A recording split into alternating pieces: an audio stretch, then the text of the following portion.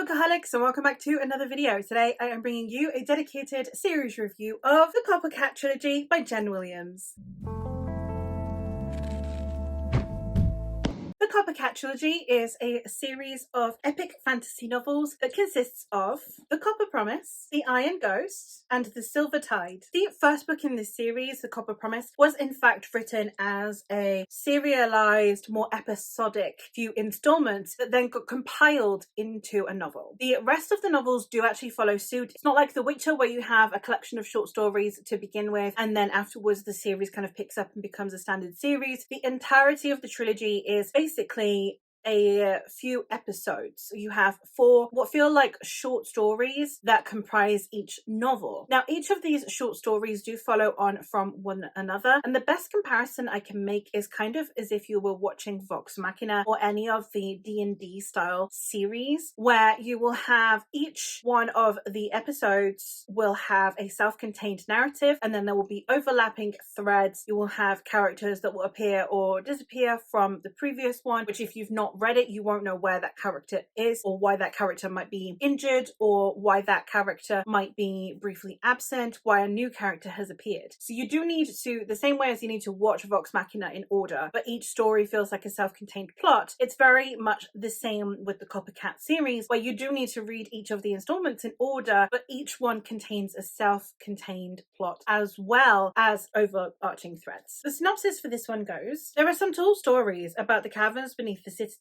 about magic and mages and monsters and gods. Wydron of Crosshaven has heard them all, but she spent long enough trawling caverns and taverns with her companion Sir Sebastian to know there's no money to be made in chasing rumours. When a crippled nobleman with a dead man's name offers them a job exploring the citadel's darkest depths, it sounds like just another quest with gold and adventure. If they're lucky, they might even have a tale of their own to tell once it's over. But these reckless adventurers will soon learn that sometimes there is truth in rumour, sometimes a story can save your life. This is a series that I did really enjoy. I'm unaccustomed to the format of this series, and I think have benefited from knowing that going in and gone in with the right mindset, because I didn't know until I started reading the second book that the entire series was continued to be written in the episodic manner as opposed to just the first book.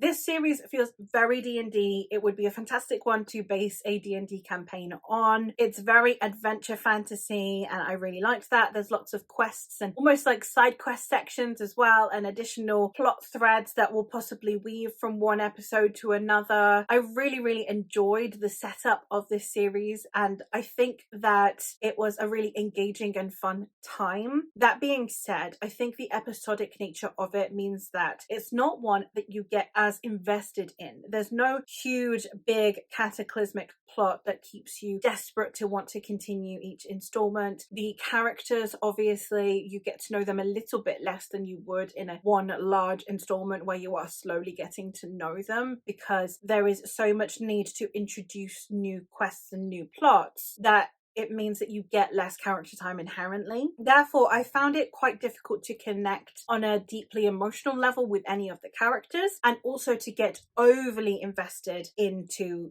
any of the plots because they are so much smaller in nature and therefore smaller in scope. I think that the way that this is structured is fantastic for anyone who is needing a break in the genre. If you are used to reading Game of Thrones, Dandelion, Dynasty, Cosmere, all of these big massive series, I think that this is a fantastic palate cleanser series, because it is one that you don't necessarily need to binge, and I say that as a binge reader. It's really not necessary to be the kind of series that you binge read. It is one that you can just take bites out of throughout however long you wish to. And also, I think that the way that this series is structured, meaning that it's still giving you hugely epic fantasy vibes, but without all of the mental commitment that would come with reading Malazan, for example. It is definitely not one where you need to carry with you huge amounts of information that keeps repeatedly building on itself, but at the same time still has everything that you would want from fantasy. It's got all of the action, all of the world building, the setup, the kind of magic that is very easy to grapple with, and because it has limited space in which it can introduce each thing, it's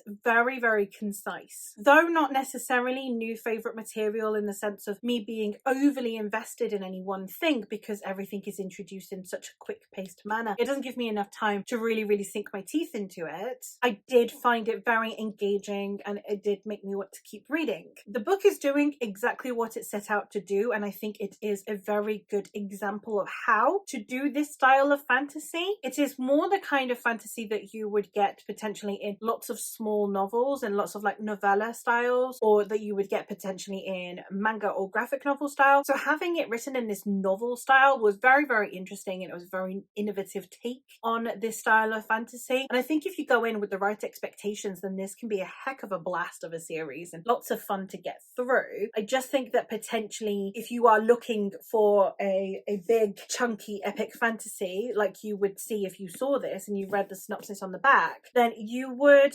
potentially not necessarily be signing up for the right thing. Again, such a fun time. Really enjoyed getting into this series, and I look forward to reading more from this author. But also I would really love some recommendations from all of you. If you could let me know of any other fantasy series that are in this style, that are in a D&D very episodic, lots of short stories and snippets style, because that synopsis is basically the first of the short stories. It goes so much further past that, and you have this ragtag group of people that end up working together. Very D&D in the makeup of the group of people as well. So if you have any recommendations for other books like this, I'd be very interested. But that is it for this video. So thank you ever so much for watching, and I hope that you have found this video at least slightly informative, and I hope that it means I'm setting you up for the right expectations when going into this series, and you can go in and enjoy it for what it is instead of what it seems like it might be due to its presentation and marketing. But thank you ever so much for watching, and I will hopefully catch you in another video soon. Bye!